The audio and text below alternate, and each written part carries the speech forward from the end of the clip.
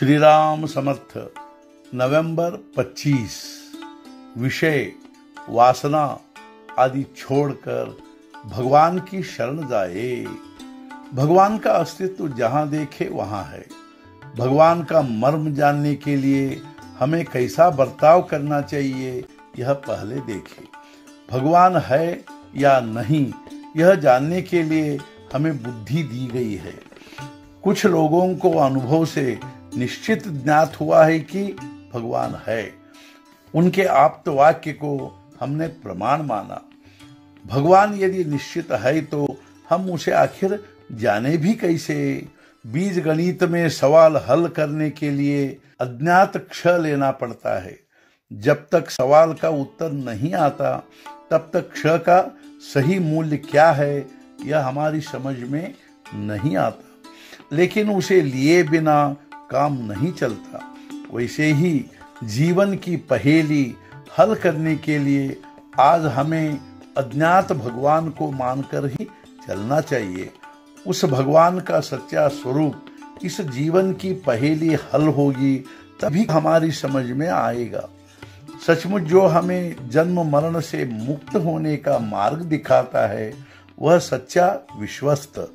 संत यह कह गए हैं कि भगवान को सबसे अधिक प्रिय क्या है। वह यह है कि हम विषय वासना आदि सब कुछ छोड़कर भगवान की शरण जाए। हम विषयों की तो सदा ही शरण जाते हैं। जो भगवान की शरण जाता है उसे संसार का भय नहीं लगता। सचमुच सब चमत्कार किए जा सकते हैं लेकिन भगवान की शरण जाना बहुत कठिन है। हम सीढ़ियां चढ़ते हैं वह सीढ़ियों के लिए नहीं बल्कि ऊपर की मंजिल पर जाने के लिए चढ़ते हैं। यानी ऊपर की मंजिल पर जाना हमारा साध्य है और सीढ़ियां उसका साधन है। वैसे ही तीर्थ यात्रा, व्रत, उपवास, नियम धर्म आदि हमारे साधन हैं और परमेश्वर की प्राप्ति हमारा साध्य है। किंतु परमेश्वर की प्राप्ति तो अलग रह गई और साधन को ही हम कस के पकड़े बैठे हैं। तो अब इसके लिए क्या करें। मूलतः भगवान निर्गुण निराकार और अव्यक्त हैं किंतु मनुष्य उसे अपनी कल्पना में ले आता है। हम ऐसी कल्पना करते हैं कि हम में विद्यमान सभी गुण भगवान में पूर्णत्व के रूप में हैं। इसका मतलब यह हुआ कि हम पहले भगवान को स्थूल में देखते हैं और तब उसके नाम के बारे में सोचते हैं।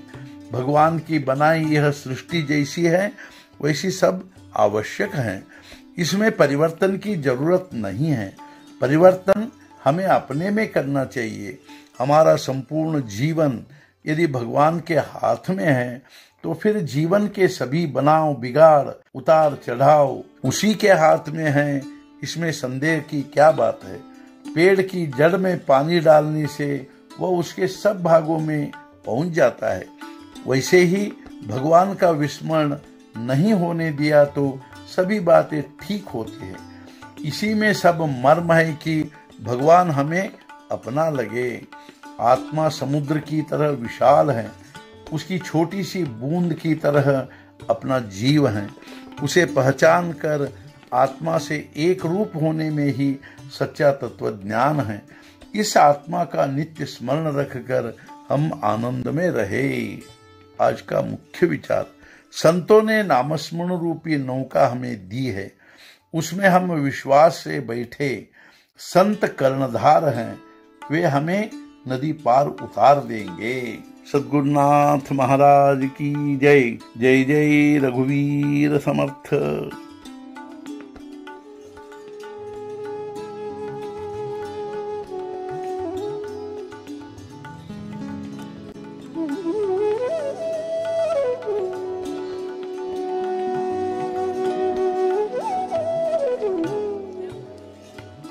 Mm-hmm.